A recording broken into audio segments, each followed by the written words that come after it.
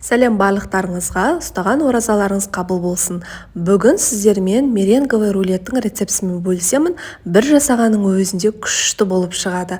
Ең алдымен бізге керек картофельный немесе кукурузный крахмал, жұмыртқа, бөлме температурасындағы қант немесе сахарная пудра. Негізі сахарная пудра қолданғандарыңыз жақсы. Менде ол аз болғандықтан қантты да қолдандым. Одан соң лимон шырыны. Алдымен бөлме температурасындағы жұмыртқаны ақ бөлігін сары бөлігінен ажыратып аламыз. Қыздар, ыдыстарымыз міндетті түрде таза құрғақ болуы керек. Егер кішкене су немесе сары бөлігі түсіп кетсе, дұрыс шайқалмайды. Міне ыдысымыз да таза құрғақ.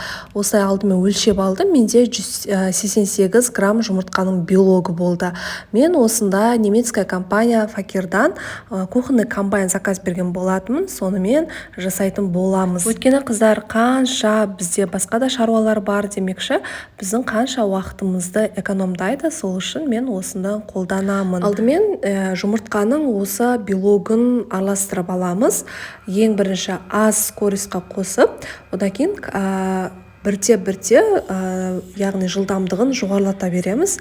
Және де ең бірінші қантымызды қосып араластырып алдық. Қыздар, қанттың орнына сахарная пудра қолданыңыздар. Менде ол тағы да айтып өтейін, аз болғандықтан кішкене қантты да қосуыма тура келді. Осылай көлемі 3-4 есеге ұлғаяды. Мен енді сахарная пудра қосамын. Керекті граммдарын бәрін описаниеда қалдырамын. Тағы да жылдамдығын жоғарылатып, осылай шайқайтын боламыз. Және де бір шай қасық лимонның шырынын қосамыз, дәнегі кетіп қалмасын, байқаңыздар. Және де ең соңында кукурузный крахмал немесе картофельный крахмалды қосамыз да жақсылап тағы да араластырып жібереміз. Мінекей қыздар, барлығы толықтай араласып шықты. Енді тоқтатып, енді тексеретін боламыз. Мінекей қараңыздаршы, осылай алған кезде біздің белок төгіліп кетпеу керек. Мысалы, осылай төңкерген кезде де төгіліп кетпеу керек. Егер жақсы өзінің формасын ұстаса, дайын деген сөз. Пергаментный бумаганы төсеп, покландікі менде сапалы түрін қолданыңыздар, сол үшін жабысып қалмайды. Осы орайда міндетті түрде пештеріңіз қыздырып алыңыздар. Алдымен жақсылап жайып, қызып тұрған пеште 150 градуста 30 минуттай пісіріп аламыз. Қыздар, пештеріңіз міндетті түрде қызып тұру керек, одан кейін салыңыздар. Мінекей пісіп шықты. Енді тағы да пергаментный бумаганы жауып, осылай төңкеріп алатын боламыз. Өте абайлап төңкеріңіздер, өйткені ол меренга болғандықтан сынып кетуі мүмкін.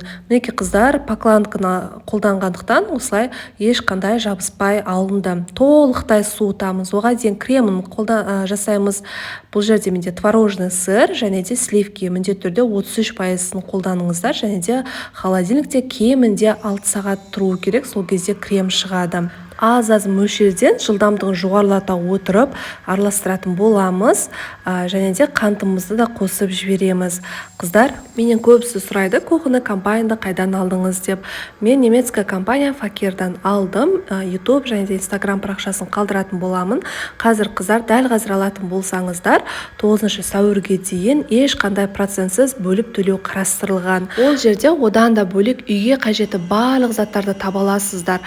Және де қыздар, сіздер үшін жақсы жаңалық. Егер Арайдың асханасынан келдім деп айтатын болсаңыздар, сіздер үшін барлық товарларға 20% жеңілдік жасайды.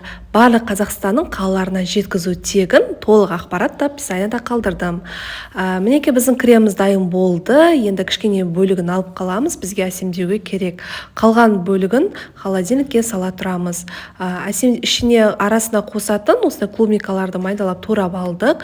Біздің толықтай осылай суыды, одан кейін кремімізді жағып, арасында ұсақтап туралған клубникаларымызды салып шығамыз да жақсылап абайлап тұрып ораймыз, қыздар.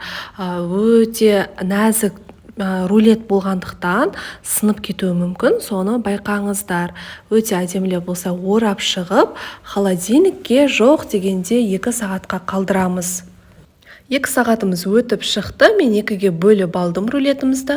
Одан соң қалауларынша әсемдесеңіздер болады. Мен кремнің қалған бөлігімен және де осындай құлпынаймен әсемдеп шықтым. Қыздар, міндетті түрде жасап көріңіздер. Бір жасағаның өзінде өте дәмді, ауызға салса ерейтіндей рулет болып шығады. Сіздерге ұнайтынына сенімдімін. Сіздермен бірге болған Арайдың асханасы. Каналыма тіркелмесеңіздер тіркеліп, лайк басып, қоңырау белгісін басуды ұмытпаңыздар. Сіздермен қоштаспаймын. айтамын. Келесі видео рецептте кездескенше ұстаған оразаларыңыз қабыл болсын. Қасиетті Рамазан айымызға жылдан жылға аман есен жете берейік.